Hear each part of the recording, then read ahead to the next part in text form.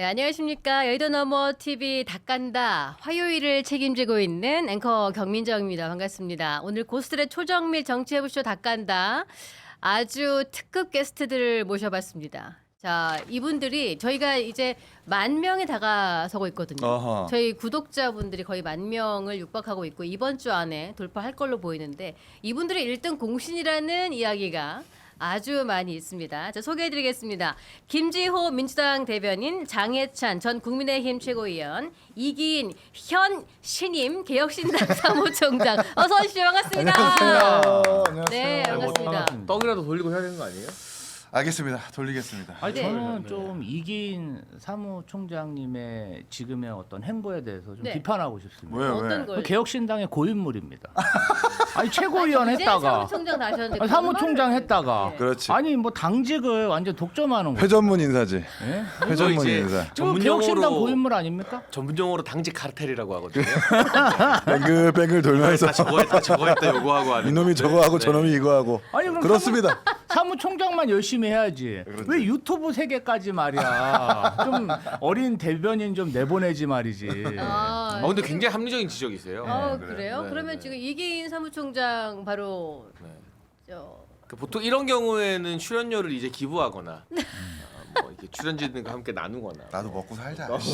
일단 아니. 지난주부터 제가 계속 신임을 강조하고 있기 때문에 언젠가는 떡을 돌리실 걸로 그렇게 네, 기대를 하고 돌려야 있겠습니다. 아직도 안 돌렸단 아, 말이에요. 빨리 돌리겠습니다. 네, 앞으로 고인물이라 부르겠습니다. 저 형 시작하자마자 막가네. 저 아주 오래 알았거든요. 성남에서부터. 예, 나한테 막 지금 성남에서부터 저를 성남 배지 달고 쫓아다니면서 오셨어요. 이래 나한테 막 문자 폭탄 보내고 그랬던 형이야.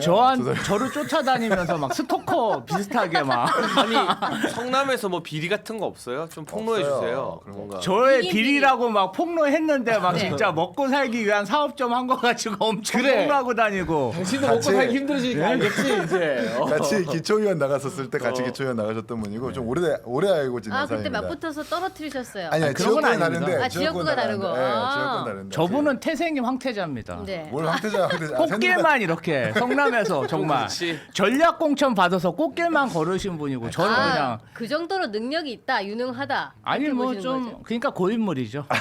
아 근데 뭐 고인물이건 회전문 인사건 뭐 사무총장이건 최고위원이건 지금 제일 잘 나가는 거는 아, 민주당 현 대변인 그렇지 아니겠습니까? 그렇지. 지금 아, 제일 그런 건- 넓은 테이블을 혼자서 쓰고 그 계시기 테이블에 때문에 예. 혼자 앉는다라는 것 예. 자체가 어마어마한 특권이죠. 어마어마한 특권이죠. 여기 엄청 쩝쩝하게 두 분 딱 붙어 앉아 야, 이거 계시는데 답답한 프로의 죽겠습니다. 운영 방식에 대해서 네. 제가 좀 문제 제기를 하고 싶습니다. 아니 조국 혁신당은 불러야죠.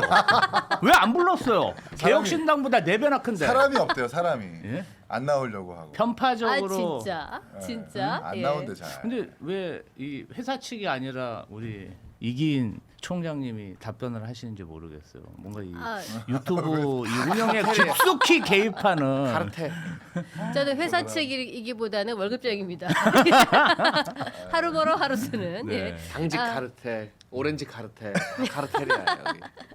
아 좋습니다. 지금 저희가 여러 가지 현안들이 있는데 지금 김지호 민주당 대변인께서 가장 넓은 자리를 쓰고 계시지만 네. 저 자리에 앉아 있는 지난주에 이동학 최고위원이 얼마나 진땀을 빼고 갔는지. 맞아요. 예, 혼자 앉아 있으면서 너무 더워하면서 너무 여기가 덥다 하면서 얼굴이 빨개서 나갔거든요. 네. 여러 가지 좀 답변하셔야 될 것도 많고. 제가요? 질문 드릴 것도 많죠. 제가요? 현안의 거의 중심 아니겠습니까? 아유 고인물이 계신데. 그래도 이동환 최고보다 방송을 더 잘하시기 때문에 예. 진담은 안 아닙니다. 들으실 거다. 아 좋습니다. 지금 이동학 최고 어디 갔냐 이렇게 찾는 분이 계시는데 김지호 대변인도 너무 좋다고 하는 분도 계시고 욕을 좋습니다. 많이 할 텐데요. 다르게 읽는 게 표시가 났나요? 예. 저는 그래서 댓글을 안 보고 있습니다. 그거 티를 냅니까 앵커님? 다르게 읽는 게 아니, 너무- 티가 났냐고. 굳이 아, 네 그걸 또 읽을 수가 얘기를 없는 하시고. 것들이 좀 많이 있어서 예. 얼굴 치워라 뭐 이런 얘기 많이 아, 나오고 아니야. 있죠. 예. 좋습니다. 여러 가지 현안들이 많이 있어서 저희가 크로스토크를 하면서 양쪽 진영을 한번 신랄하게 닦아보도록 하겠습니다. 예. 지금 먼저 대통령 지지율 얘기를 안 할 수가 없는데요. 참 눈여겨볼 것은 지금 현재 전체 지지율이 한 2주 만에 12% 정도 급락한 가운데 호남에서도 50% 미만으로 떨어지면서 아주 깜짝 놀랄 만한 현상이 나타나고 있다. 근데 이런데 이런 지지율 하락의 요인이 어떤 부분이라고 보는지 뭐 조국 전 대표는 이거 뭐 n분의 1이다 뭐 이런 얘기를 하기도 하고 하는데 아 근데 저는 네. 조국 전 대표의 뻔뻔함과 멘탈은 정치인들이 다 좀 배워야 되는 것 대단한 같아요. 것 같아 진짜. 그러니까 왜냐하면 거의 모든 언론과 전문가들이 이 지지율 하락에 여러 가지 뭐 이재명 정부 발도 있겠지만 네. 광복절 사면발이 제일 크다고 지금 이야기하고 있잖아요. 네. 조국과 윤미향 두 사람에 대한. 그런데 기자들이 이거 사면 때문에 지지율 떨어진 거 아니냐 질문하면 웬만한 정치인은 제가 더 낮은 자세로 하겠다. 국민들께 다가가겠습니다. 송구합니다. 뭐 정부에 부담을 끼쳐서 미안한 마음입니다라고 하는 게 그냥 일반적인 정치 초식이거든요. 근데 거기서 n분의 1이라는 단어가 근데 n분의 1이라는 표현이 정치권에 있는 단어였나요? 잘 안 쓰죠. 제가 그 단어가 너무 생소하고 그게 와, 이제 책임 신조어. 회피를 저렇게도 하는구나. 그 된장찌개로 빙자해서 올린 미슐랭 한우집 밥값도 n분의 1로 냈으려나 뭐 이런 생각도 막 드는데 뭐 사위가 쏜 걸로 말하는데 아무튼 일단은. 이분의 초식 바로 또 하나는 예, 준비가 바로 되네요. 가족 굉장히 하나 독특해요. 때문에. 아니 민주당 입장에서는 솔직히 이재명 대통령실 사람들은 응. 그 n분의 1 발언 보고 좀 열받았을 것 같아요. 저 너무 궁금해요. 그게 민주당 나름의 어떻게 부담을 안고서 해줬는데 저렇게 말한다고 저런 태도라고? 이충근도 있고 강선우도 있고 뭐 여러 가지 있는 가운데 나도 그 중에 그냥 조금 그랬다. 요거 어떻게 보시는지 대변인님. 아무래도 이재명 대통령의 국정 지지율이 좀 조정세를 보이고 있죠. 예. 당원의 한 사람으로서 너무 겸허하게 제 말씀하시죠. 잘못인 것 같고요. 제가 좀 더 김지호. 당 생활을 열심히 하고 좋아, 좋아. 네. 국민들에게 낮은 자세로 예. 뭔가 좀 성찰하는 모습을 우리가 보였어야 되는데 저 자신부터 좀 반성을 하면서 김지호도 n분의 1 중에 하나다. 아유 그럼요. 예. 제 잘못도 크고 어쨌든 간에 이재명 정부의 성공이 민주당원들의 궁극적인 목표이기 때문에 어떻게 하면 이 지지율을 올릴 수 있을까? 이제 심기일전해야겠다. 그런 생각뿐이 안 듭니다. 뭐 남 탓해봐야 뭐 하겠습니까? 이거를 지지율을 어떻게 올릴 수가 있을까? 지금 보면은 지금 호남에서 네. 40% 빠졌나요? 79에서 39, 49? 49 30% 빠졌구나. 49.1입니다. 30% 네, 빠졌고 그렇죠. 그리고 민생 회복 지원금을 그렇게 20조를 뿌렸는데 자영업자 비율이 9.3%가 빠졌습니다. 그러게요. 다 이건 어디 무슨 가는겨? 의미일까? 그리고 40대에서도 그러니까 사실 민주당의 지지세의 허리층이라고 할 수 있는 40대에서도 6% 이상이 빠지고 있거든요. 지금 호재가 없어요. 네. 돈을 줘도 빠지고 뭐 결집을 해도 빠지고 있는 상태라서 구멍이 안 보인다. 네. 호재 구멍이 안 보인다. 앞으로 사실 근데 이 조국의 위선의 된장찌개와 허영심의 패문 독서물 이런 것들도 반영이 안 되어 있기 때문에 다음 주는 아마 더 빠질 겁니다. 우리가 지난주에 만나가지고 그 50% 초반 정도 맞죠, 했잖아요. 맞죠. 네. 우리 국정 지지율. 그게 딱 비슷하게 나왔단 말이에요. 맞습니다. 제가 맞췄죠. 예, 계속 떨어질 거다. 사면이 아직 반영 안 됐다라고 지난주에 말씀드렸고 예. 그리고 더 큰 문제는 사람들이 조국을 민주당과 떨어진 존재로 보지 않아요. 그러니까 조국이 여당이냐 야당이냐가 논란거리였잖아요. 네. 대통령실에서는 야당 사면이라고 했는데 정청래 대표는 여권이라고 페이스북에 글을 올렸거든요. 네. 그러니까 국민들 인식으로는 사실은 같은 당인 거예요. 음, 그러니까 어떻게 보면 국민의힘보다 사이가 더 좋아요. 국민의힘에 친한 게 반한 게보다 민주당과 조국혁신당 사이가 훨씬 더 좋은 거잖아요. 예, 따지고 보면 그렇죠. 안 싸우잖아요. 조국 전 대표도 언론 인터뷰에서 나는 정의당 길 안 간다. 민주당 성공하는데 돕겠다라는 예. 거는 타이밍의 문제지 합당을 시사하는 발언이거든요. 네. 근데 이제 조 전 장관이나 윤미향 전 의원이 가만히 있으면 되는데 이분들이 가만히 있을 분들이 아니잖아요. 계속 돌아다니잖아요. 예. 된장찌개 먹고 막 책 읽고 SNS 너무 열심히 하시니까. 그 자동차 뒷자리에 소녀상 태우고 다니고 예. 막 일반 국민의 상식으로 봤을 때 뭐지 좀 이상하다 싶은 행동을 계속하면서 그걸 본인들의 SNS에 계속 전시하거든요. 네. 그러니까 사실은 지금 이제 언론 보도가 특검에서 수사받고 있고 구속되어 있는 윤석열 전 대통령과 김건희 여사 한 축의 뉴스 보도가 있고 네. 그러면 이제 민주당발의 어떤 좀 자극적인 가십거리 보도거리가 사실 잘 없었어요. 네.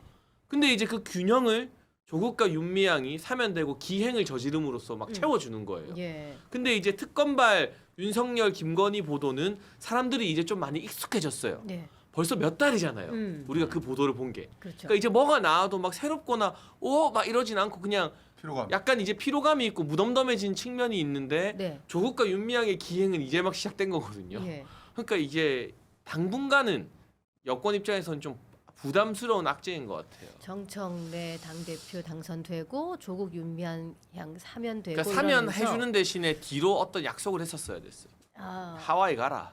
네가 가라 하와이에서 당분간 어디 가서 좀 쉬다 와라. 뭐 이런 정치적인 딜이 있었어야 되는데 그게 아. 아니니까. 네. 사실은 김지호 대변인 이게 사면을 하면서도 조금 꺼림직했죠. 솔직히 말해봐요. 아 조국 윤미향 나오면 이 SNS 난리 날 텐데. 김지호 아, 좀안 대변인은 하면 사면 복권에 좋겠네. 대해서 반대하신 분 아니십니까? 그러게 봐요. 아니 저는 대통령의 고유 권한을 존중하는 편이죠. 그렇죠, 반대하진 그렇죠. 않죠. 있는 그대로 그냥 그 교과서적인 말 말고 이제 꺼림직 개쎄해서 이제 솔직히 어제 이번에 좀 당 안 했으면 좋겠다. 어제 생각했어야 당 됐어요. 대변인 됐는데 오늘 잘리라고 여기 한번 여기 그 정도 아니고 어제 되셨어요? 어제 재신임 받았는데 어제 재신임 됐구나. 어제 재신임 받았는데 아니 그래. 김지호 대변인 그 앞에 그런 대변인이셨다가 갑자기 전 대변인 되셨다가 그렇지. 어제 갑자기 급히 임명받은 거예요. 그것도 혹시 이유가 있는 거 아닙니까? 어허. 윤미향 조국 아이, 사면을 반대하는 입장에 섰다가 그런 좀 건 아니고요. 그렇게 좀 이제 불신을 받은 거 아닙니까? 새로운 당에서. 지도부가 들어서면은 네. 이제 당직 인선을 새로 하는데 원외 대변인 그러니까 원내 말고 원외에 있는 대변인을 어제 선임했어요. 야. 그래서 그 텀이 있어서 아, 예. 어떻게 될지 모르기 때문에 예. 그렇게 표현한 거고 어디까지 얘기하다가 지금 그래서 조국 네. 윤미향 어땠냐는 얘기. 그 부분 관련해서 사실은 조국 당대표가 n분의 1이라고 표현한 게 네. 뭐 저희가 볼 땐 정창민, 예. 홍문종, 응. 뭐 심학봉 응. 이런 분도 다 이제 사면이 됐기 때문에 이런 영향도 있고 아 거기로 지금. 세간에서는 이제 윤미향 전 의원 그 중도층에서는 사면 관련해서도 뭔가 좀 이야기를 많이 하시는 것 같아요. 예. 어느 정도 개혁신당이나 국민의힘에서 이야기하시는 어떤 여권에 대한 공격이 조금 여론에 먹히고 있다 이런 생각이 들고 지금 한 12% 정도 빠졌는데 사실은 대통령 선거 때 저희가 한 49% 받지 않았습니까? 예. 그 윗부분이 사실은 수행 보통 거죠. 그러니까 저희가 뭐 이재명 대통령이 굉장히 열심히 해서 2달간 이렇게 차곡차곡 지지율을 모았는데 조금 이제 본인들과 마음에 안 드는 그러한 예. 정책이나 이런 게 나왔을 때 스윙 버터니까 훅 빠지신 거죠. 그래서 그래서 본연의 모습으로 돌아왔다. 그럼 이제 대통령 지지율은 현재 이제 유지하고 있고 그럼에도 불구하고 뭐 12%지만 전체 뭐 60 몇 프로에서 12% 따지면 거의 20% 가까이 네. 이렇게 지금 빠진 거잖아요. 그렇죠. 이제는 조금 저희가 더 겸허하고 성찰하는 이제 모습으로. 이제서야. 그럼요. 저 자신이 이렇게 반성하면서 예. 네, 우리 개혁신당 사무총장님 잘 모시고 이렇게 정치해야 되지 날 왜 않을까. 모셔? 형님이 날 왜 모셔? 잘 모신다는 거는 정청래 당 대표님이 지난번에 뭐 국힘을 비롯해서 개혁신당까지 패싱한 거에 대해서도 조금 잘못됐다고 보시는 거예요, 그러면? 개혁신당도 제안하실 수 있습니까? 개혁신당도 인사도 안 악수도 갔어요. 악수도 예방 못할 안 사이라고. 가고, 예. 그 그런데 또 어저께 부분에서. 김대중 대통령 그 추도식에서는 우리 정청래 대표랑 이준석 대표랑 서로 이렇게 가까이 앉아가지고 말씀도 나누시더라고요. 아니, 그럴 거면 도대체 펜싱을 왜 했나? 개혁신당은 뭐 그래도 소수당인데 존중해야죠. 그 젊은 사람 모여 있는데. 아, 이렇게 다른 의견이 지금 나오고 예. 있어요. 근데 용감한 거예요. 예. 예. 저러기 쉽지 않아요. 원내 아, 대변인이. 예. 네, 지금 정청래 대표한테 반기를 든 거거든요. 그렇죠. 네, 저렇게 세기를 용감하게 막네요. 하기가 세기를 예. 막네요. 쉽지 않고 정말 소신 있는 정치인입니다. 다시 전 대변인으로 다시 좀 걱정이 되기도 한데. 게스트로 한번 부르시고 너무 저한테 치명적인 공격을 하시는 것 같아요.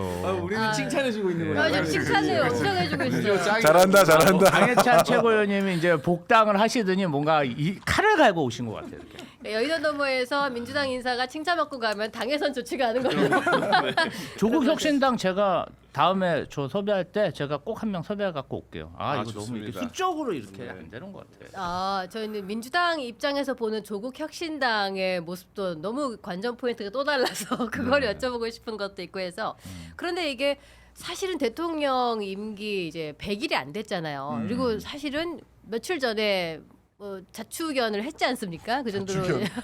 국민 명식. 취임식을 예. 취임식을 다시 한번 고쳐서 하는 그런 상황도 됐었는데, 근데 이게 윤석열 전 정부에 비해서는 그래도 좀 높은 편이긴 하지만은 우리가 박근혜 대통령을 탄핵하고 나서 문재인 정부가 거의 80%뭐 이렇게 네, 나왔단 맞아요. 말이에요. 그거 되게 오래 끌었어요. 굉장히 오랜 네. 시간 또. 거의 근데 취임 100일 이상 갔을 텐데. 예, 네. 100일 이상 갔죠. 국정농단보다 더 심한 내란을 일으켰는데. 아, 그건 아직 형사법정에서 확정은 안 됐기 때문에 이렇게 했던 얘기가 있는데. 추정이라고. 아, 예, 추정. 네, 꼭 내란이 단어를 좀 추정되는. 붙여주십시오. 아, 그리고 예. 저희는 이제 내란이라고는 동의하지 않고 있는 게 야당의 입장이라서 네. 뭐 계엄을 옹호하는 건 아니고요. 그렇다고. 네, 아무튼 굉장히 복잡하고 아다르고 어다르고 아사모사하게 좀 갔으면 좋겠습니다. 내란 잔당으로 부르고 싶습니다.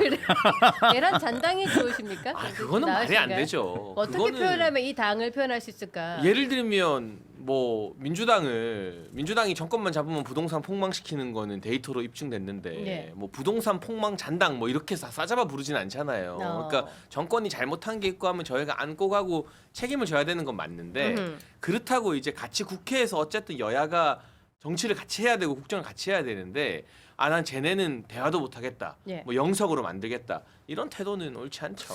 문재인 아. 대통령 정권과 비교를 해보면 네. 탄핵 뒤의 정권이라는 건 공통점이 있는데 음. 문재인 대통령 때는 취임 직후인 다음 달에 바로 트럼프 대통령을 만났어요. 네. 그 다음 달에 바로 G20 가가지고 다자애교에서 데뷔하셨고 그리고 막 법인세 소득세 올린다 세제 개편안 냈었을 때 그 공을 국회로 넘기면서 정부를 좀 자유로웠고 그렇게 하면서 논란 없이 100일 정도를 유지를 했거든요.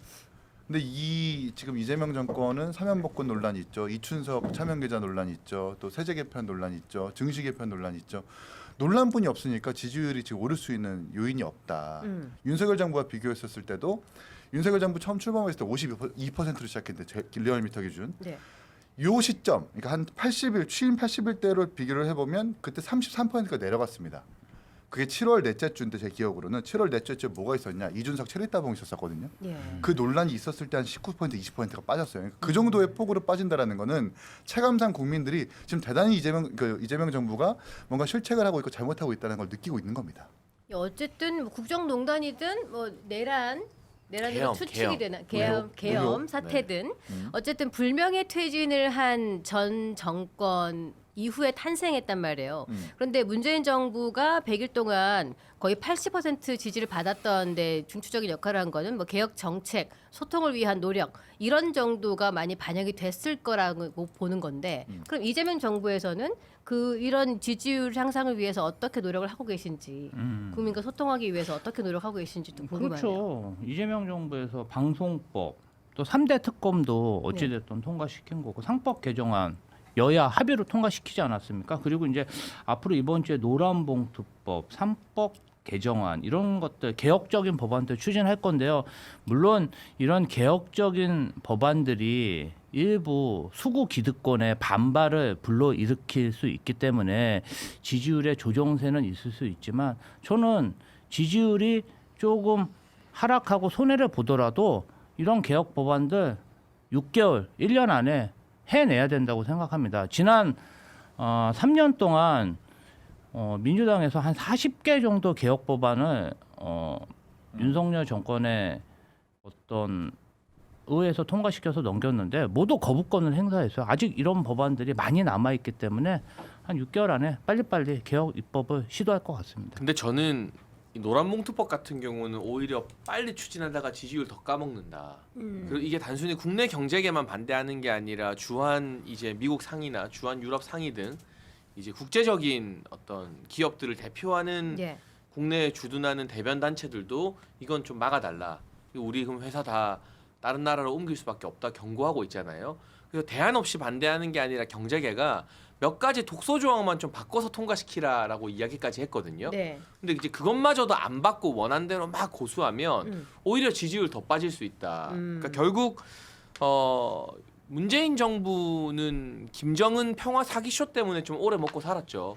근데 이제 그게 안 통하잖아요. 예. 우리 국민들이 그때 한번 대어받고 트럼프 대통령도 대어봤으니까 네. 이재명 정부가 막 북한에 대화하자 유화책 펼쳐도 김여정이 뭐 허풍 뭐 헛꿈 꾸지 마라 이러고 막 우리 확성기 40개 중에 한 개 그냥 고친 거고 뭐 끌 생각 없고 막 이래 나와버리니까 예.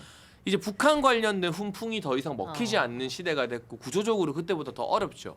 근데 다만 저는 원인이나 결과보다 윤석열 정부는요 50% 초반으로 출발해서 다행인 게 대통령 취임하고 한 달 만에 지선이 있었어요. 그러니까 50% 후반대 지지율로 지선을 치렀거든요. 네. 그래서 역대급 압승을 했어요. 음. 그게 사실 보수 진영에서 내년 6월 지선 망했다라고 하는 분위기가 많았습니다.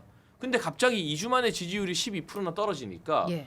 이런 분위기면 지선도 해볼만 하겠는데라는 희망이 좀 살아나고 있어요. 이게 뭐냐면 정권 출범과 지선 사이에 그래도 1년 사이에 갭이 있는데 생각보다 지지율 떨어지는 속도가 좀 가팔랐거든요. 지난 예, 한 달은. 그렇죠.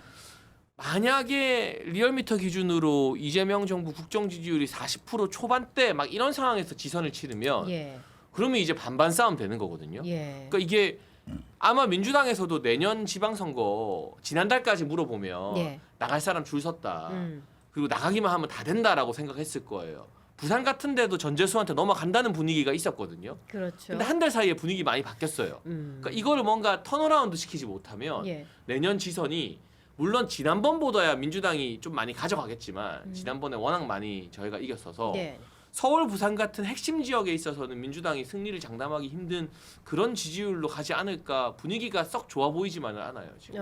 근데 민주당하고 국민의힘이 지지율이 오차 범위 내에 접점으로 붙었단 말이에요. 근데 개혁신당에서 입장에서 보시기에는 그러면은 이게 민주당의 지지율이 국민의힘으로 오로지 다 그냥 옮겨간 것인가 이렇게 보기도 조금 어려운 건 그렇게 아닌가? 보기는 어떻게 어려울 것 보세요? 같아요. 왜냐하면 지금 국민의힘 상황이 워낙 뭐 전당대회 중이긴 하지만 네. 전당대회 토론회를 보신 분들은 아실 텐데 뭐 그렇게 건강한 전당대회라고 볼 수는 없거든요. 그리고 특검이 뭐 압수수색하고 있다, 뭐 시도하고 있는데 당사 앞에서 뭐 발박수 치고 정권 찌르기 하고 이런 어쩔 보면 국민들 눈높이에 맞지 않는 좀 우스꽝스러운 모습들이 보이는 상황에서 민주당 지지율이 빠진다고 국민의힘한테 갈까? 그건 아닌 것 같고 중도층이 조금 민주당에 질려하는 뭐 어떤 이동 지지층의 이동은 좀 있는 것 같은데 그렇다고 해서 민주당 지지층이 이걸 지지를 좀 빠지고 국민을 옮겨갔다 이렇게 볼 수는 없는 것 같아요. 네. 그렇죠. 그러면은 이거 지지율이 사실은 모든 걸 다 대변하기는 어렵다고 하지만은 그래도 이게 지표상으로 나타나는 거니까 그럼 지금 현 상태에서 정부가 뭘 해야 되는가? 사실은 이번에 뭐 조국 윤미향 사면을 크리스마스 정도로만 미루는 액션만 있었어도 이 정도는 안 됐을 것이다 예측을 하는 분들도 많이 있잖아요. 근데 저는 이제 그 어떤 기자님도 그렇게 방송에서 말씀하시던데 조국 윤미향 의원을 사면시켜 준 것은 결국 이재명 대통령이 임기가 끝나고 나서의 대비를 위한 것 아니냐. 이 사법 리스크가 이미 있고 리스크가 아니라 현실화가 됐기 때문에 또 특히 대법원에서 유죄 취지 파기 환송을 받았고 또 심지어 김혜경 여사도 지금 대법원 선고를 앞두고 있죠. 이런 상황에서 본인이 이제 임기가 끝나버리면 윤석열 대통령 특검 받고 지금 구속 수감되어 있는 걸 보면서 어떤 생각을 할까? 나도 혹시 저런 퇴임 후의 모습이 나한테도 적용이 되는 건 아닐까라는 두려움과 공포를 갖고 있기 때문에 자기한테 빚을 많이 지게 하는 사람들을 만든다라는 거죠. 조국 대표도 그렇고 윤미향 의원도 그렇고 민주 진영도 그렇고 예. 그러면서 퇴임 후의 어떤 모습들을 도모하는 것이 아니냐라고 하는 추측이 있더라고요. 그런 점에서 봤을 때 그런 국민들이 과연 모를까? 이런 걸 아는 국민들께서는 지지율을 당연히 이렇게 호의적으로 평가해 주시지 못할 거고 그리고 지금 민주당이 뭐 개혁 법안 특히 윤석열 정부 때 못다 처리했었던 거부권 법안들을 다 처리하겠다고 하는데 이미 그건 국민들한테 반영이 된 부분이거든요. 특히 방송법 같은 경우는 생각보다 국민들이 체감상 이거 민생 법안이라고 생각하지 않아요. 그리고 노봉법 같은 경우에도 사실 진짜 이게 기업을 하는 사람들 그리고 기업에서 일하는 근로자들한테도 악영향을 미친다고 생각하기 때문에 이런 법안들은 이미 도움이 되는 법안들이 아닙니다. 그럼 새로운 비전이나 어떤 대통령이 좀 전례 없었던 소통 방법 다른 모습들을 보여줘야 되는 건데 그런 모습들이 안 보인다라는 생각이 들어요. 그러니까 그러면 민주당 입장에서는 이 전례 없던 소통 방법이나 다른 방법이 안 보인다는 야당의 지적에 대해서는 어떤 방식으로 소통을 하면은 이게 될까? 뭐 한일 정상회담, 한미 정상회담을 앞두고 있잖아요. 거기서는 또 어떤 모습을 보여주면 이게 좀 회복이 될까? 어떻게 하면 신뢰를 줄 수 있을까? 아니 방법이 노란봉투법 같은 경우가 네. 민생 법안이에요. 예, 그 사실은 여기 계신 분들은 정말 그런 대기업 하청업체에서 근무를 안 해보셔서 그 어려움을 모르시는데 사실은 자기 목숨 걸고 하청업체로 종사하다가 제대로 된 보상도 못 받고 돌아가시는 분이 굉장히 많거든요. 그러니까 그런 거 개선해야 되지 않겠습니까? 그리고 굉장히 뭐 유럽이나 이런 데서 국내 노란봉투법을 반대한다고 하는데 프랑스 파리 같은 데 가면 다 파업할 수 있어요. 우리나라 같은 경우 파업하면은 정말 수십억, 수백억의 어떤 소송을 걸어서 노동자를 압박하고 그분들이 어떤 분은 그게 너무 압박이 커서 생을 마감하시는 분도 있잖아요. 불법적인 파업을 주장하는 게 아니라 어떠한 쟁의 행위가 불법이고 어떤 게 합법인지 가려내서 합법적인 쟁의 활동은 할 수 있게 하고 그런 막대한 손해배상을 못하게 하는 게 그게 정말 민생과 노동자를 위한 것인데 그 부분에 대해서 이렇게 예. 비난을 하시는 것에 대해서 저는 좀 사실은 잘 이해가 안 갑니다. 그러니까 이제 몇 가지 경제계가 말한 독소 조항이 있는데 네. 우리가 뭐 노란봉투법으로 길게 이야기할 건 아니지만 음. 그 파업에 대한 손배소를 너무 과다하게 청구하는 건 좀 막을 필요가 있다. 뭐 어느 정도 동의합니다. 근데 원청이 이제 하청과 교섭을 다 열어버리면 네. 원청 기업에서 일을 할 수가 없어요.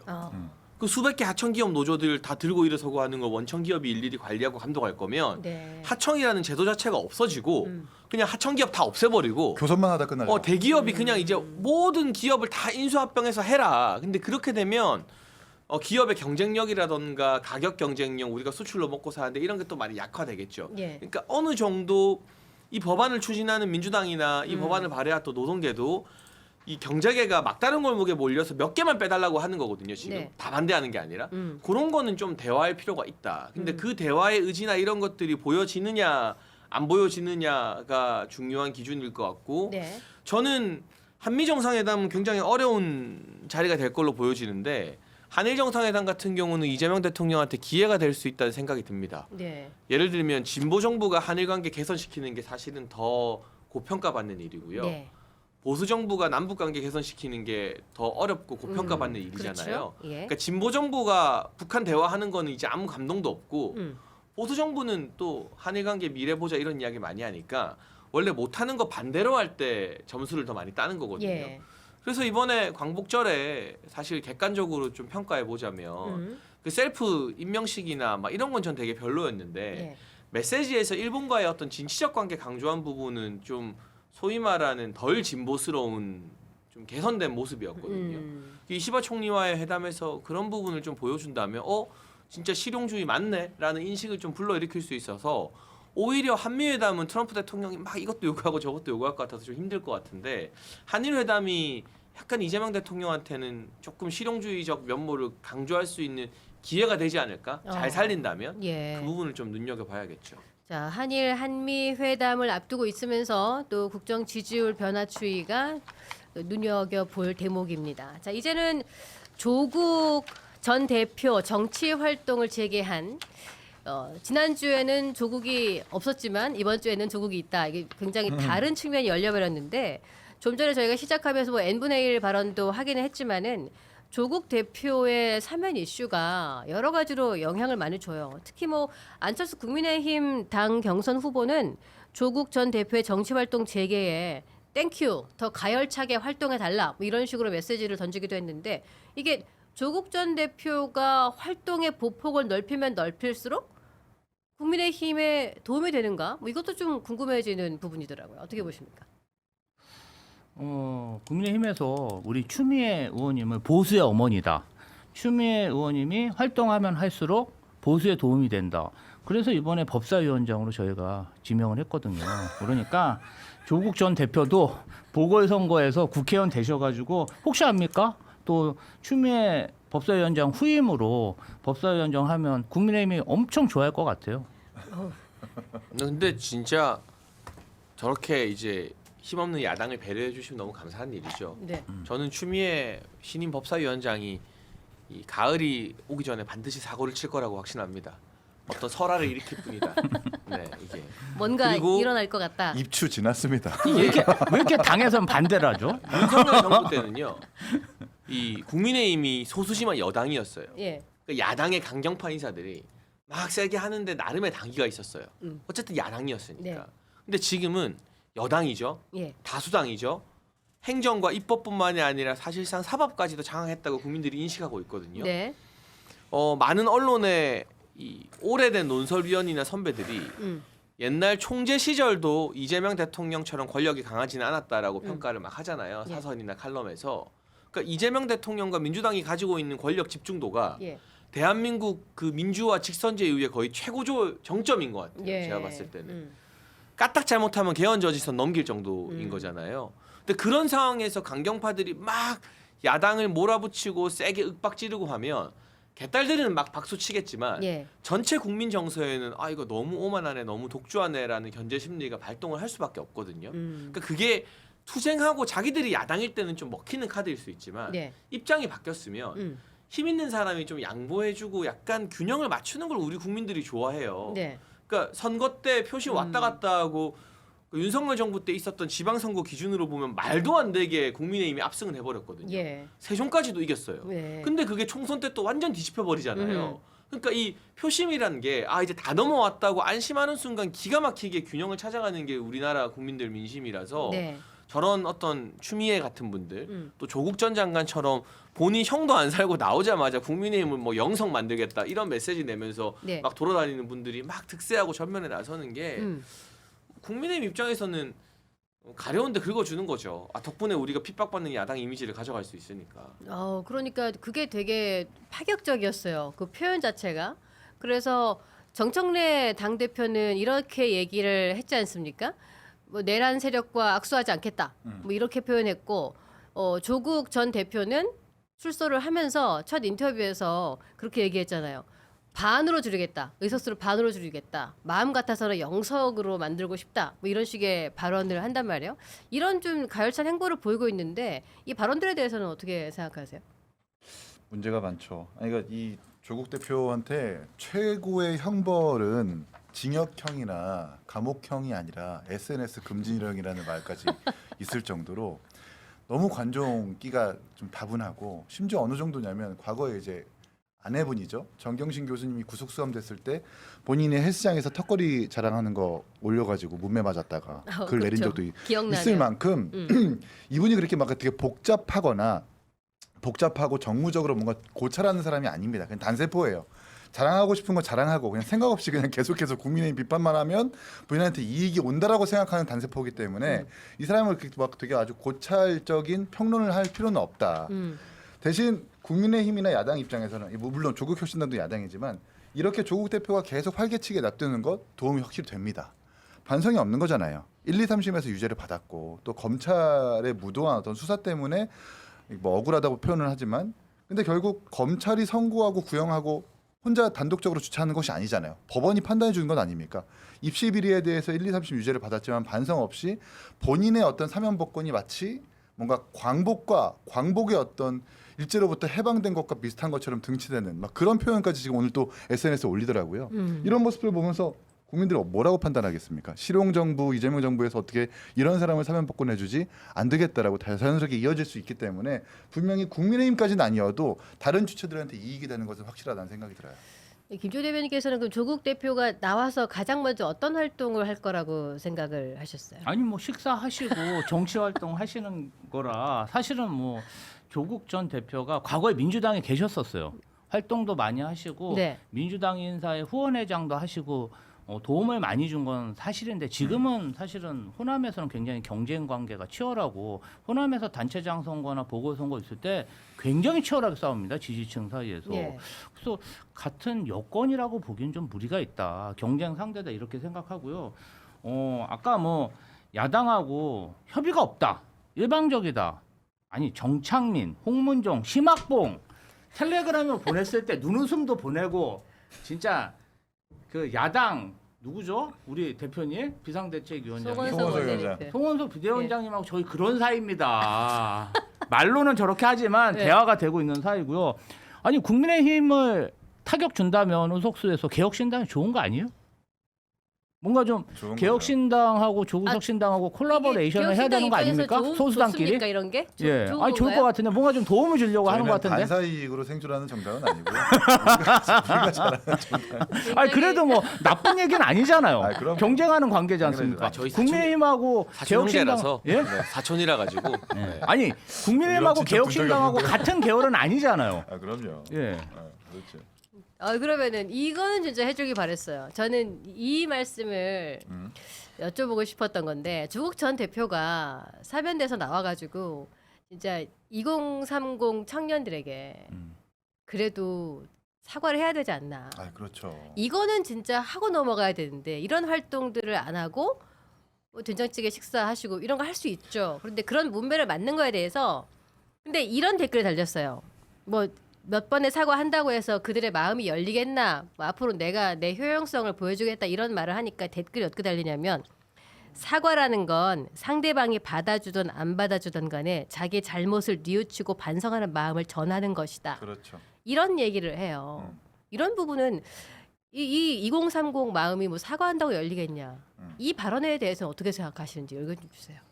이 사회의 미덕이라고 하는 게 뻔뻔함과 몰염치가 되어서는 안 되고 반성과 자성, 성찰, 그게 정치권이든 일반 국민들이 살아가는 사회든 동일하게 적용이 돼야 되는데 이 조국이라는 한 사람 때문에 우리나라 대한민국의 도덕성 기준 그리고 사회의 어떤 미덕 이런 것들이 완전히 좀 하락하는 것 같아가지고 좀 안타깝다는 생각이 들고 어저께 한겨레 언론 보도를 아마 보셔서 아시겠지만 그러니까 2030이 분노하는 이유를 완전히 잘못 짚고 있어요.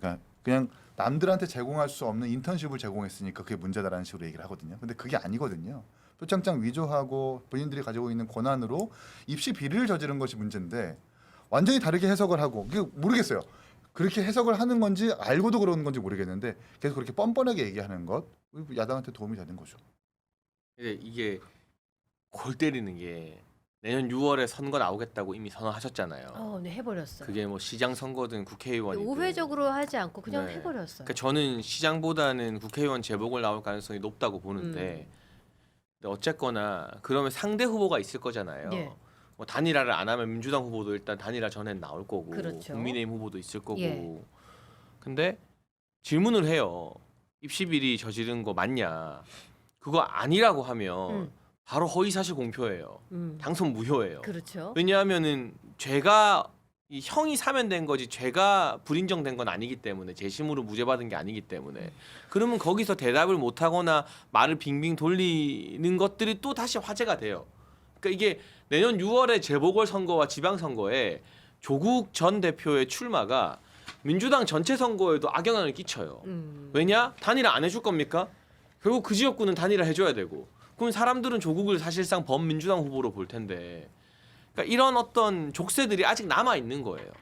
정말 용감하게 재심 신청해서 뭐 그럴 리 없지만 본인은 재심 안 한다 했죠. 무죄 안 나올 거 아니까. 무죄 받지 않는 이상 이 조국이 정치를 하는 내내 입시비리라는 비난에 본인이 나 입시비리 아니에요라는 말 한마디를 못해요. 하면 허위사실 공표 혐의로 바로 적용돼서 선관위 고발 들어갈 거니까. 예.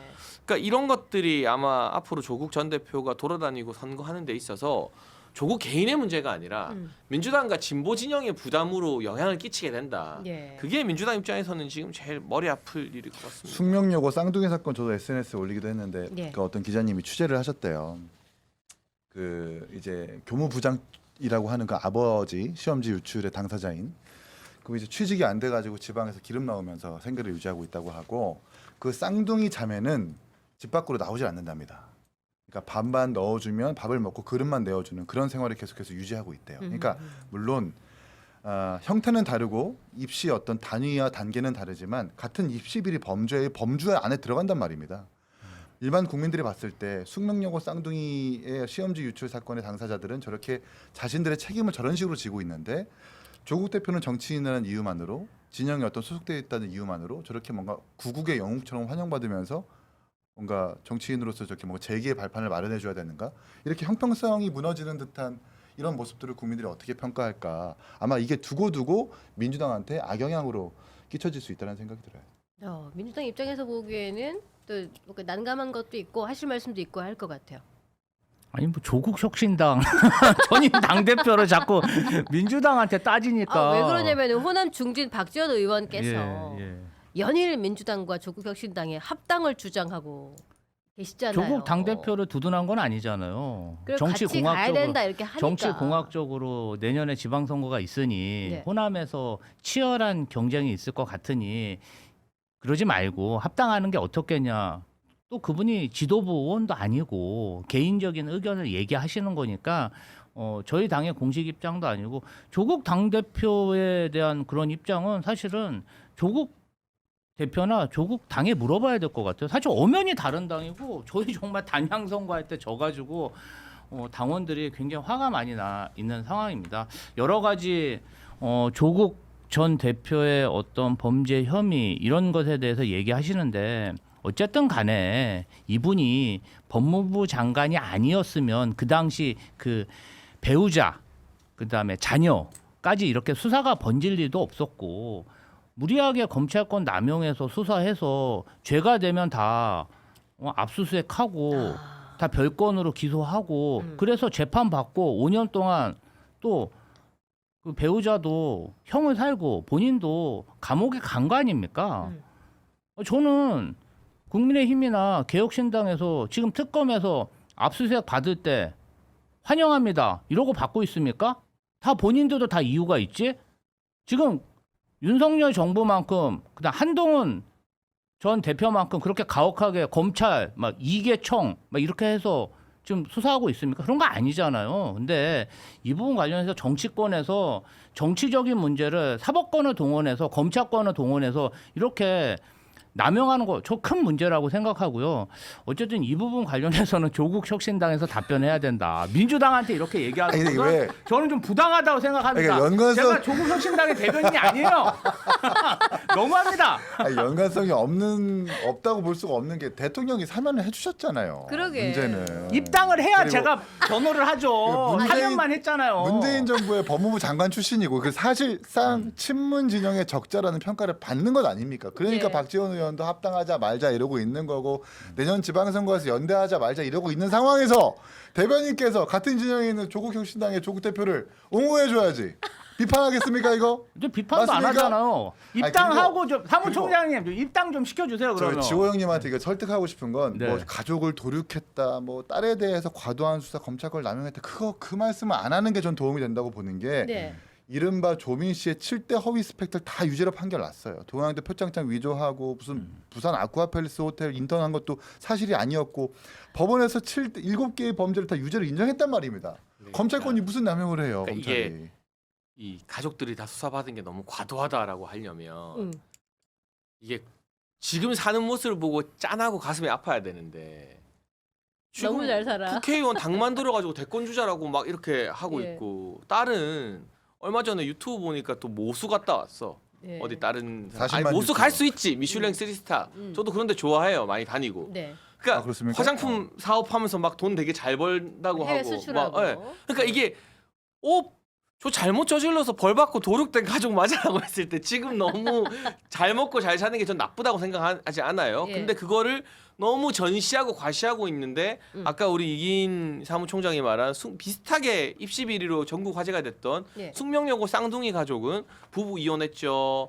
교사였던 아버지가 주유소에서 지방에서 기름 넣으면서 애들 자녀들은 돌보는데 또 애들은 집에서. 대인기피증 걸려서 집 밖으로도 못 나온다고 기자가 취재했죠. 그러니까 이게 도력이라고 말할 정도면 그 정도는 돼야 사람들이 아유 그래도 잘못은 했지만 한 가정이 풍비박산 났구나 그렇죠. 할 텐데 예. 전혀 그런 게 아니니까 이게 국민 정서 입장에서 도륙당했습니다라고 했는데 그럼 나도 도륙당하고 싶다. 나도 도륙 한번 당하고 모수 가고 싶고 나도 화장품 사업에서 외제차 타고 다니고 싶고라는 서민들이 훨씬 많아요. 그러니까 그게 정서상 되게 동떨어져 있는 거죠. 그러니까 조국의 늪이 있어요. 그러니까 민주당이 지금 그 늪에 안 빠지려고 하지만 사면으로 이미 반 정도 빠져버렸거든요. 예. 근데 결국에는 합당할 거잖아요. 언제가 될지 모르지만. 결국에는 합당할 것 같은데 또 이거는 또 합당 그때 돼봐야 되는 거고 우리 당에 들어와야 또 쉴드를 칠 수 있다 이렇게 말씀하시는 가운데 이게 조국 근데- 이슈가 얼마나 한편으로 이런 생각이 드네요. 많은 관심이 있는지 계엄을 왜 1,000명이 해가지고. 넘었습니다.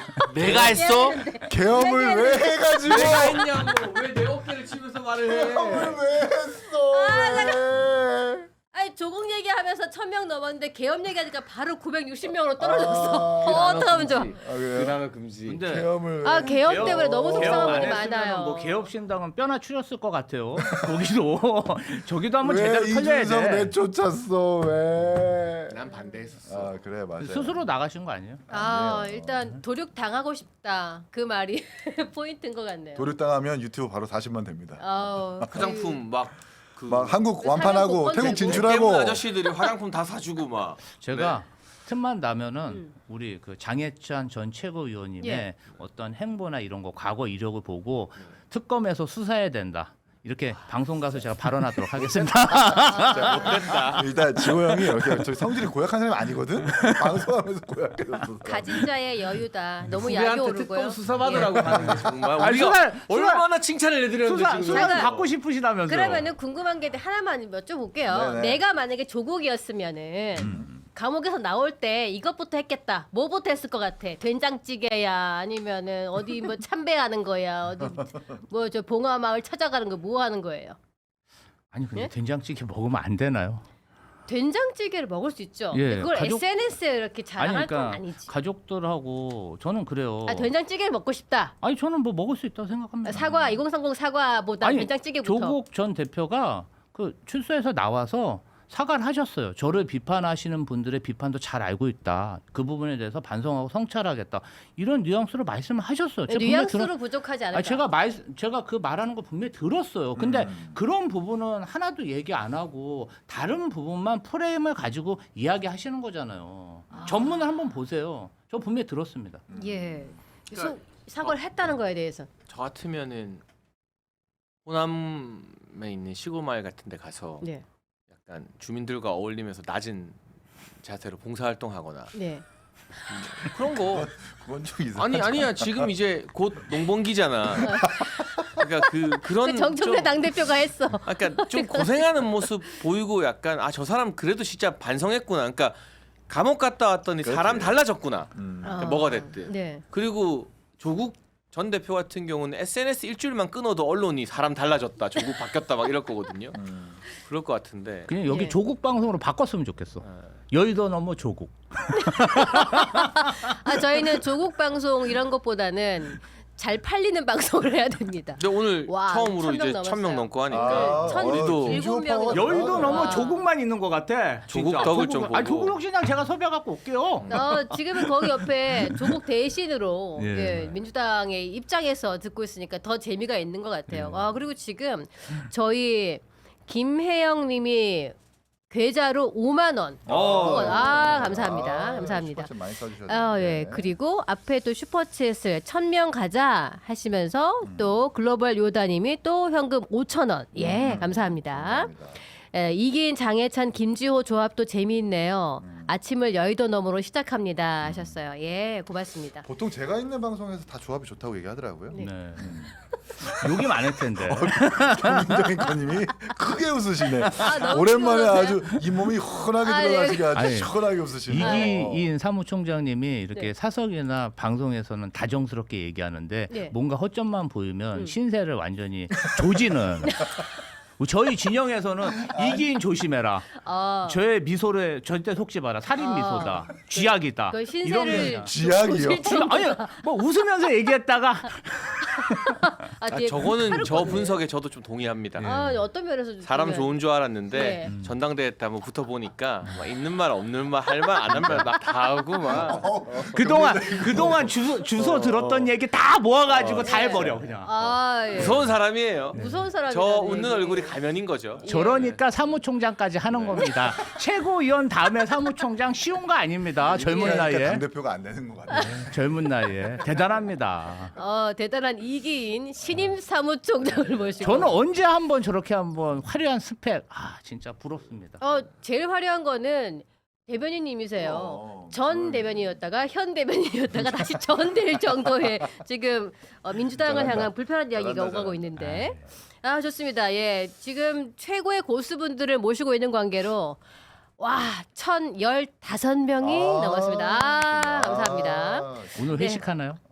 저희 1,000명 넘었기 때문에 회식을 좀 해야 될 것 같은데요. 저 사장님 밖에 계십니까? 예, 바로 붙잡아 놔야겠습니다. 방송에는 이렇게 큰 빌런이 와야 되나 봐. 머리 크고 아이, 막무가내로 얘기하는. 지호형 좋아요. 우리 장해찬 전 최고위원의 수사를 제가 본격적으로 한번 파봐야겠습니다. 한 번 더 파셔가지고 네. 다음에 나오셔서 서로 한번 까보시죠. 근데 네. 너무 안타깝게도 네. 제가 지난 1년 동안 음. 그 무소속 상태로 야인이었기 때문에 수사를 저도 받는 핵심 관계자 알고 싶었으나 예. 김건희 씨와 안가에서 뭐 접촉 안 했습니까? 안가는 안 안가 갑니까? 안가 가셨을 것 같은데 정청래스러운 안가 안가 눈빛 흔들렸어. 저는 삼청동 안가는 가본 적 있죠. 야 여기서 하나 끌어냈습니다. 김건희랑 갔다. 아니요 김건희 여사는 거기서 본 적 없어요. 그러면 윤건이랑 갔다. 아니 윤 전 대통령이죠. 윤전 사회자가 대통령. 품격 없게 그게 뭡니까? 그게 지금 앵커로 와 있는 거지. 지금 개혁신당 대변인으로 와 있는 거예요? 저 대변인 아닙니다 지금. 그리고 아니면, 제가 예. 프로그램 할 때 윤 전 대통령 했다가 너무 욕을 많이 먹어서 오늘 그냥 단독 윤 하나 씨, 나왔어요. 네. 장해찬 안가 갔다. 안가 갔다. 안 가야 언론인들도 많이 가고 야. 뭐 정치인들도 많이 가고 예, 갑자기 하는 등을 거라서. 긁기 시작하셨어요. 아니 근데 다 그만하세요. 궁금해하시더라. 근데 안가 갈 때 신분증 검사도 합니까? 그러니까 안가를 가는 건 다 가는 건데 기자들도 가는 건데 그 안가 안에서 기자들이 못 가는 영역이 있어요? 모르겠어. 난 그냥 밥만 먹고 온 거라. 아, 뭐그 거기에 안쪽에 어느 샅샅이 영역이 뭐 이렇게 있고 예, 뭐 한지를 그런 제가 건 알 수는 그렇군요. 없죠. 야. 네. 안가는 일반 식당이 아니고 정치인들만 가고 VIP만 가는 데인가 봐요. 대통령이 초대해야 가는 데죠. 대통령이 대통령 안 초대해야만. 가니까. 아 네. 대통령이 밥도 안 가. 맛있습니까? 아, 밥은 맛있죠. 야 실세였네. 네. 옛날 일이죠. 방송 밖에서 장해찬 최고한테 그 대통령실에서 있었던 의전이라든지 그 어떤 시설 뭐 이런 걸 좀 들어보면 대단합니다. 장난 아, 아니에요. 정말 대단하대요. 그래서 음. 거기 한번 빠지면 사람이 맞아요.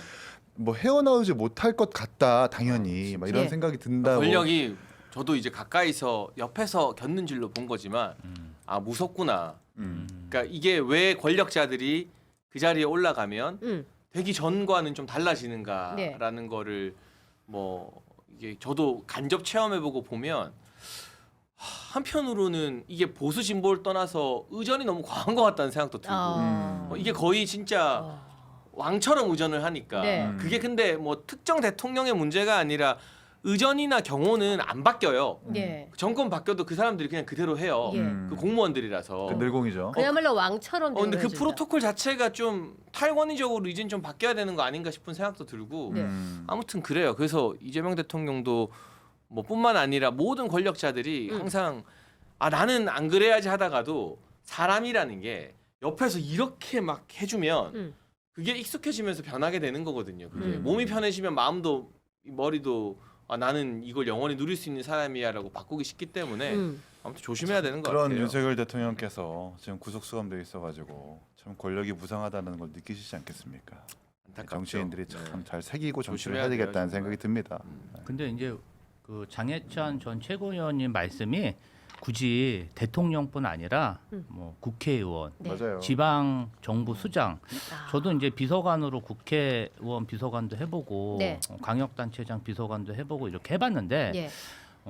그분들만 그러한 의전이나 이런 게 아니라 권력이 있으면 사람이 좀 바뀝니다. 맞아요. 다 대부분 바뀌고 그러니까 그런 것들을 얼만큼 자기가 잘 이렇게 성찰하고 맞아. 계속 그리고 경계하느냐. 너무 그 자리에 있으면 안 됩니다. 좀 나와야 돼. 아. 그래도 그러니까 이게 단적인 예가 예. 그래서- 유해인 같은 국회의원이잖아요. 한창 젊잖아요. 예. 근데 공항 의전실, 귀빈실 그거 한번 써보면 되게 편하거든요. 예. 근데 공무로만 써야 되는데 가족들이랑 놀러 갈 때 쓰다가 걸려서 망신을 당했잖아요. 네. 용해인. 근데 비례를 또 주잖아. 그 난리가 아하. 났는데도. 그러니까 그 젊은 사람도 그 공항 의전 같은 어떤 의전에 길들여지면 그거를 쓸 때 안 쓸 때 분간 못하고 가족 여행에서 진짜 쓰고 막 무서운 그렇게 거예요. 된다니까요. 아. 그럼 내가 송원석 비상대책위원장 조인트 까고 다니는 얘기도 해야 되잖아. 아 용해인 의원이 용해인 의원 민주당이 그러니까- 아니잖아. 그것도 뭐 의자가 뭐 내 자리 없어 하면서 그냥 국회의원 때 발로 차고 다니다가 탈당한 거잖아요. 그러니까 그 부분 관련해서는 잘못한 조금, 거죠. 그런 예. 것도. 네. 그래서 우리 이기인 사무총장님도 최고위원 갔다 사무총장 이거 별로 좋지 않습니다. 아 저는 항상 권력을 갑자기 그쪽으로 나. 경계하고 부러워서. 근데 여기는 당 최고위원과 사무총장에 대한 의전이 너무 없는 당이라서 제가 옆에서 보니까 셀프 이전. 사무총장 법카는 있을 것 같은데. 법카 있습니까? 법카 있는데 예. 저 법카 안 씁니다. 아 그렇습니까? 왜 쓰지 저 않습니까? 개인 돈 씁니다. 개인 돈.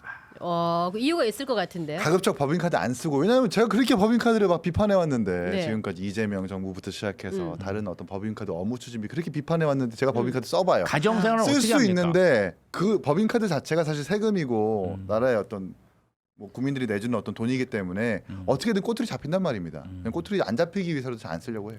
그럼 개혁신당 이기인 사무총장은 지금 권리는 없고 의무만 있는 맞지 사무총장을 역임하고 있다. 맞지. 그런. 맞지. 원래 이런 사람들이 더 위험해요. 이렇게 나 돈 관심 없다는 사람들이 알고 보면 돈에 미쳐 있고 막 아니 그게 진짜 위험해. 갑자기 본물이 터질 수가 있어. 아니 왜냐면 제가 여태까지 청년 결벽에 경민정 대변인님 굶고 있다가 앵커니 엄청 크게 웃으시네. 갑자기 어떻게 이게 어떻게 개혁 시작합니까? 나를 비판하는 앵커니 갑자기 크게 웃으시는데. 갑자기 돈독이 오를 수가 있어. 위험해. 나처럼 솔직한 사람들이 크게 사고 안 쳐. 원래 이러니까요. 다 아니까. 여기는 안 그런 줄 알았는데 쟤는 그게 이렇게 사고 제가 있는 좋아하고 거야. 돈 제가 쓰는 거 기본적으로 좋아하고. 무력이 별로 없어요. 아, 그게 근데 문제입니다. 웬만한 브랜드 다 알고. 막. 알지. 그러니까 마음에 다 가득 차 있는 거야. 그거 보고 즐기는 거야 재밌잖아. 근데 그거 제가 갖고 싶다거나 이런 게 없어요. 위험해, 그래서 위험해. 지방광역위원 때도 막 뭐 세비 인상되는 거 다 반납하고 혼자 회의 연습비 다 반납하고. 진짜. 그러니까 이건 내가 막 공적 어떤 마인드 이게 아니라 별로 그렇게 갖고 싶지가 않아. 저는 한 푼이라도 더 받고 싶던데. 근데 애기 나오니까 좀 그렇게 바뀌긴 하더라. 네, 네, 학원비도 그렇습니다. 들어가고요. 네, 앞으로 저기 우리 이기인 사무총장님은 돈독 이것만 조심하면 될 것 같습니다. 아 근데 내가 이렇게 경계를 해야 낱말을 할 수가 있어요. 저 사람을 비판할 수 있는 자격이 생긴다. 너무 이미지 관리한다. 예. 지금 소소한 고양이님이 개 웃기네라고 하셨습니다. 아니 근데 사실은 저는 좀 이렇게 정치권 저도 한 10년 정도 이긴 최고위원이랑 비슷하게 시기에 한 거예요. 네. 맞지, 근데 맞지. 했는데 요새 들어서는 사실은 좀 정치인들 이렇게 비판하는 게 그렇게 마음에 이렇게 딱 와닿진 않아요. 왜냐하면 이 생활 자체가 되게 어려워요. 대부분. 정치인들이 예, 대부분. 어렵죠. 우리 대변인님도 무척 어렵습니다. 사실은 옛날에 저랑 인연이 있어요. 아. 뭐 하나 하려고 그러면 예. 정말 장애물도 많고 예. 여기가 또 오다 가다 만난 사람들이 많잖아요. 예, 그렇죠. 그러다 보니까 좀 불친절한 사람도 많고 그런 면에서 보면은 요새는 옛날처럼 세게 비판을 못 하겠어요. 그래서 제가 검사들은 비판합니다. 예. 그래도 다 끝나 나와서는 마음껏 까주셔야 됩니다. 맞지. 정부 예. 여당인데 누굴 깝니까? 다 누워서 침뱉기지. 그리고 아까 말씀 잘하셨는데 정부 여당 됐는데 지금 야당이 저희가 보기에 좀 지지부진하잖아요. 뭐 그리고 또 특검 수사도 받고. 지지부진보다 질이멸렬하죠. 야당은. 근데 사실은 질이멸렬하죠. 김문수 후보나 그 누구야 그 장동영 후보 네. 이거 네. 하고 이거 정권 음. 이게 좋은 현상은 아닌 것 같아요. 좋은 현상 아니죠. 이 저희 그러한 것들이 저희도 영향을 좀 받아요. 예. 그러니까 전반적으로 좀 신뢰감이 떨어지니까 음. 좀 국민의힘도 잘 됐으면 좋겠습니다. 갑자기 훈훈하게. 국민의힘이 그래도 이렇게 예. 그냥 노가리나 까니까 시청자 더 많이 오고 아 그렇지. 좋네. 이렇게 주제에 연할 필요 없어. 좀 있으면 끝나야 돼. 뭐 네. 이제 1038명 들어오셨습니다. 보통 동접자가 이 정도는 안 나오죠. 더 나오는 거죠 지금 저희가. 제일 많이 지금 나오는 저희가 것 같아요. 1000명 넘은 게 처음이고요. 1051명까지. 와, 어서 오십시오. 그러니까 이게 막 환영합니다. 정치권에서 우리가 겪은 이야기 하고 해야지. 네. 그래 재밌지. 오늘 뭐, 단독 나왔잖아. 그러니까. 장해찬 안 가갔다. 그 시점이 중요한 거지. 아 잠깐만 그럼 시점이. 형님은 안 갔어요? 이정현 대통령 저는 못 초대 안 했어? 가봤습니다. 저는. 이제 비명이 됐네. 어. 비명은 아니죠. 비명이라뇨. 너무하네. 예. 입지가 좀 흔들리시는 것 같아요. 뭐 전 대변인 됐다가 현 대변인 됐다가 자꾸 바뀌는 거 아니, 보니까. 그래도 대변인 됐고 예. 또 이 왼쪽 가슴 위에 명찰 달려 있는 거. 네. 예. 거기서 성남자가 꼭 붙지 않았습니까? 원래는 김지호만 붙다가 성남자가 붙었습니다. 이긴 출마를 시사하는. 왜 붙었을까? 이긴 사무총장님이 성남에 거주하고 계십니다. 그래서 제가 차고 왔습니다. 같은 저는 지역구에서 붙으실 건가요? 아직 먼 이야기지만 이제 민주당 성남시장 경선에 네. 그 김주호 대변인 나오고 지금 정무비서관과 있는 김병욱 전 의원 나오면 네. 저는 김주호 대변인 같은 사람이 이겨야 된다고 봐요. 맞아요. 아. 왜냐하면 네. 고개 끄덕이는 거 이게 봐. 정치에도 상도라는 게 있거든요. 솔직히 말하면 국회의원 하다가 기초단체장 하는 거는 진짜 없어 보이는 짓이에요. 네.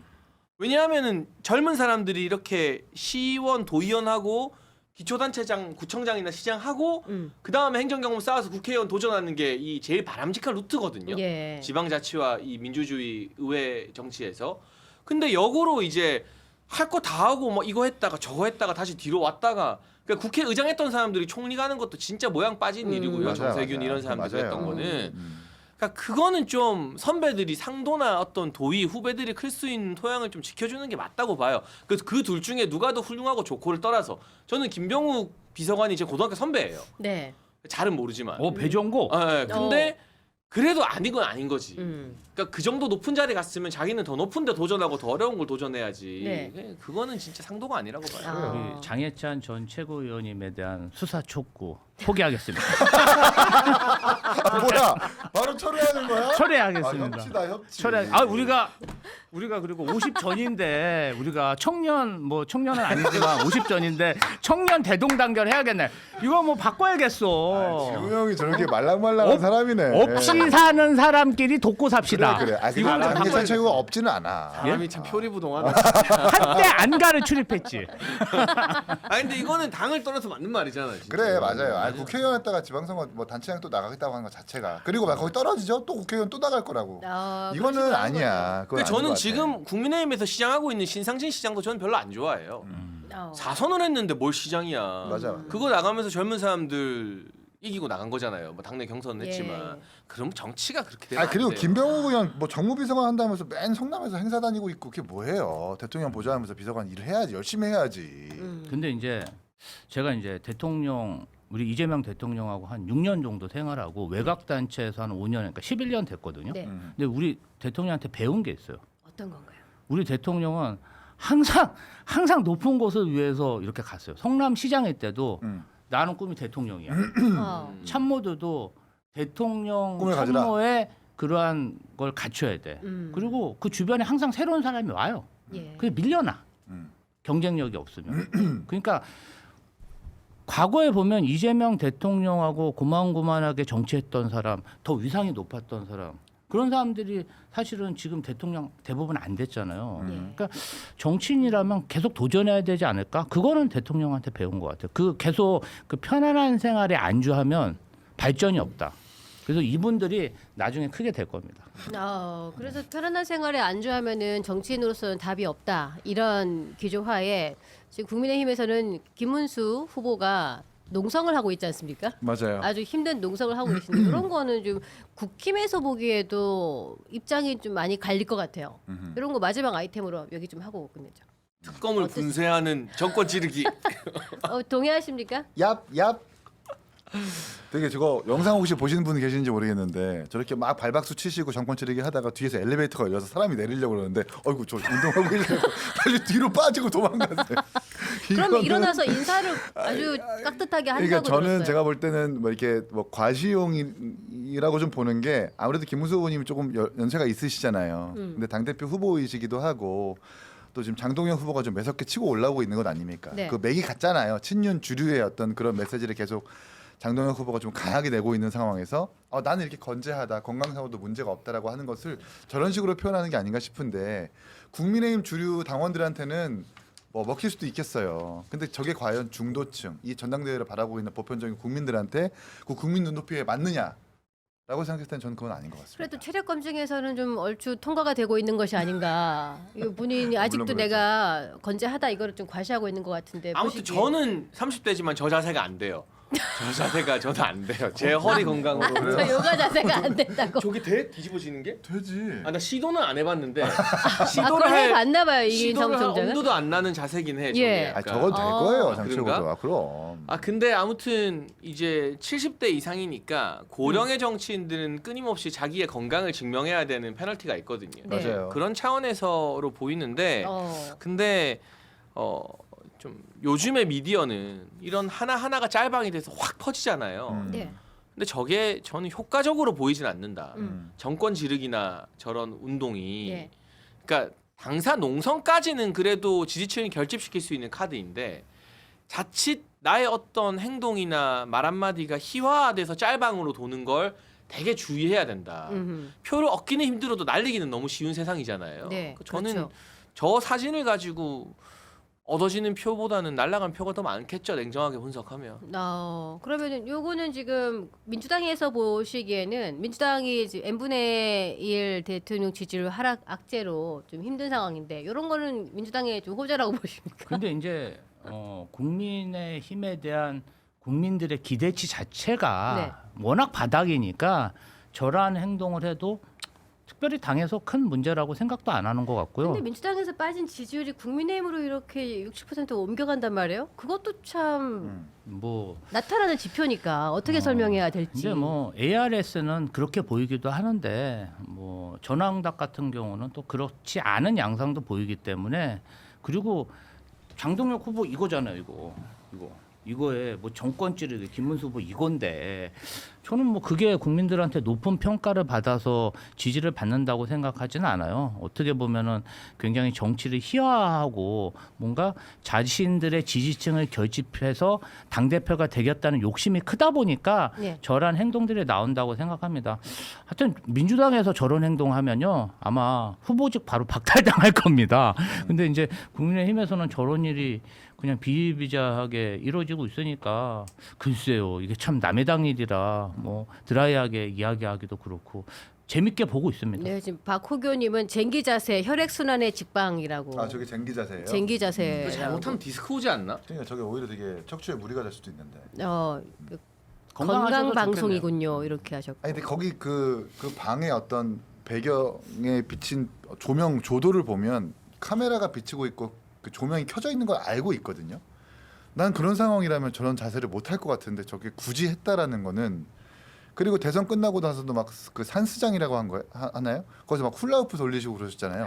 예, 건강에 대해서 과시하고 싶은 마음은 분명히 있으신 것 같다. 되게 잘 되나 봐요. 근데 훌라후프나 확실한 저런 거는 자세가. 우리 이준석 대표보단 더 건강한 것 같아요. 김문수. 아이고 어르신이 부정할 정권 수는 없는 찌르기 것 하면은 좀 잘 봐주세요. 아, 사무총장이 잘 봐드리겠습니다. 예, 주요 당직자잖아요. 덕담 좀 특검 해주세요. 얍얍.